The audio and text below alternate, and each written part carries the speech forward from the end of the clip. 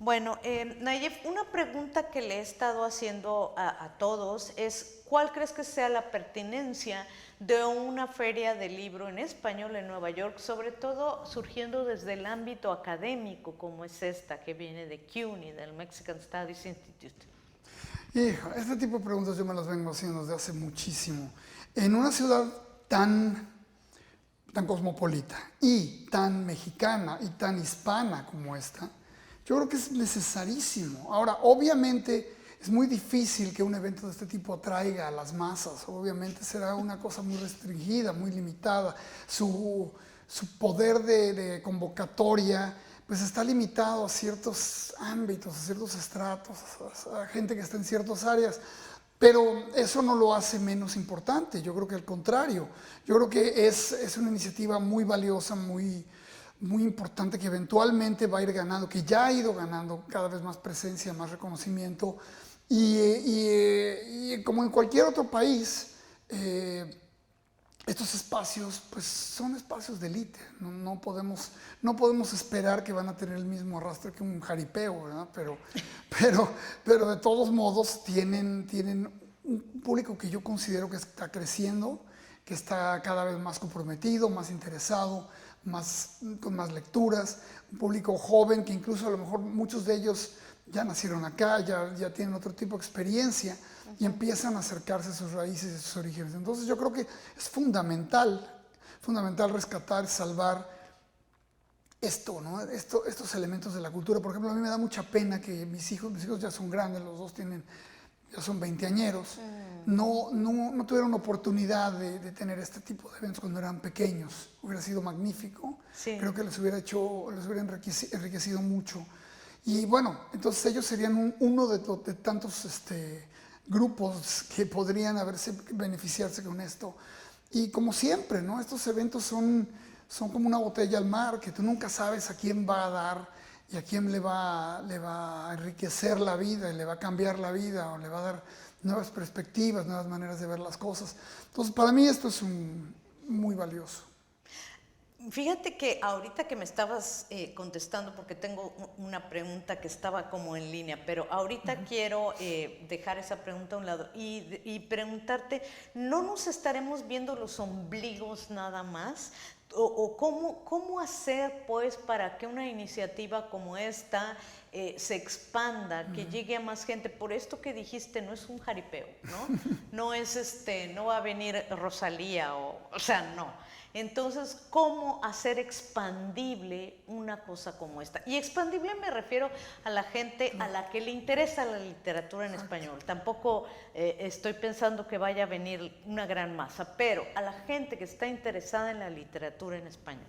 No, pues cuando mencionas la palabra ombliguista, pienso en ese término continuamente yo. Ajá. Desde el momento en que escogí ser escritor, tenía yo la certeza de que este es un mundo, pues un mundo pequeño y además que se empequeñece. Es decir, aunque por supuesto hay muchos lectores y hay culturas donde el número de lectores crece y en algunas crece de manera considerable, la lectura no compite, no puede competir contra otros tipos de entretenimiento, otras formas de información, otros medios mucho más veloces, mucho más atractivos, mucho más fulminantes, en fin. Entonces, debemos ser realistas en las expectativas, eso es lo primero, tener mucha claridad en a qué se aspira, hacia dónde se quiere llegar, qué se quiere conquistar con una cosa así. Y el gran problema que yo veo no es que se hagan, es que tengan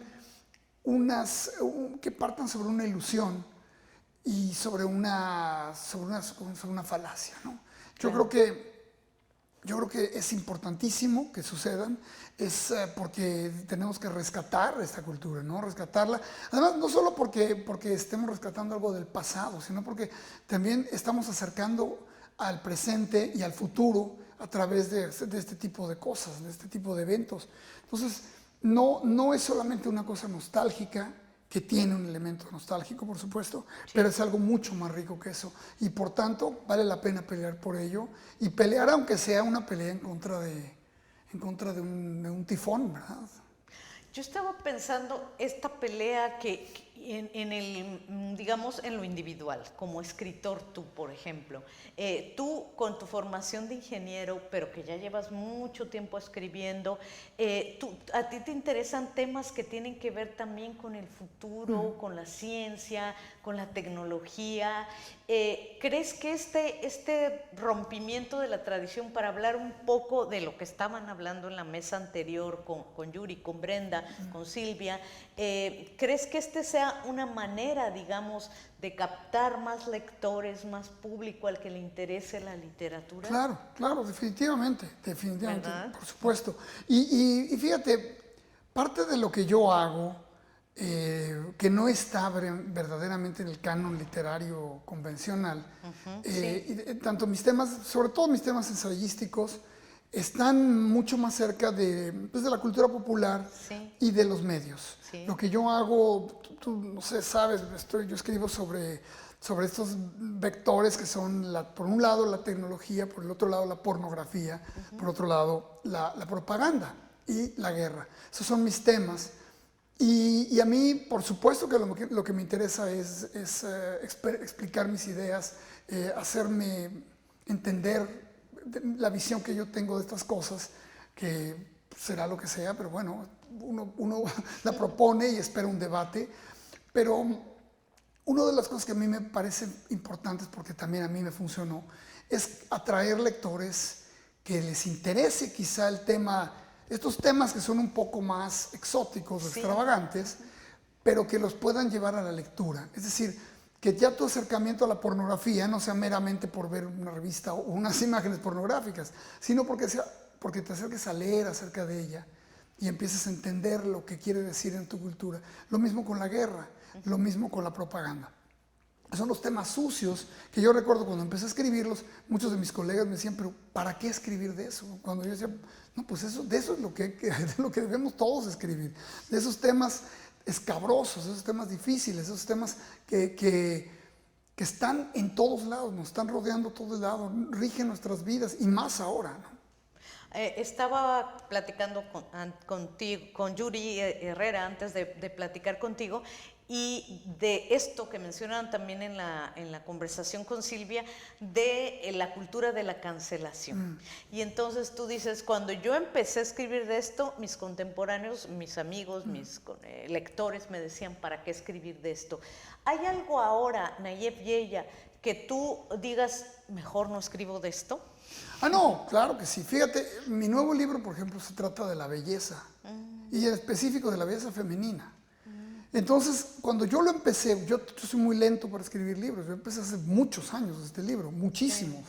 Me da hasta vergüenza decir cuántos, pero muchísimos años. Y cuando yo empecé, esta cultura de la justicia social era absolutamente una extravagancia, era un punto en el horizonte. Sí. Y ese punto en el horizonte se convirtió en un tren que viene además corriendo longitudinalmente.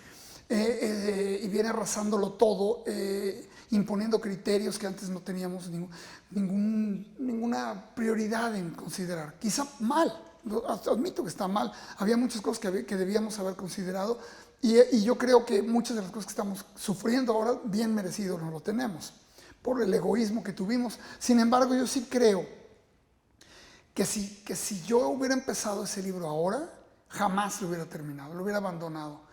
¿Por qué? Porque Claro. toco una cantidad de cosas que son ahora ya, están fuera de mi capacidad como hombre. No sé si soy blanco o qué soy, que hablo un idioma occidental y que vivo en las capitales del mundo.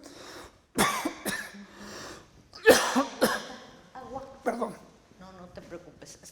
Entonces, creo yo que eso es importante considerarlo, que este libro yo no lo hubiera hecho ahora.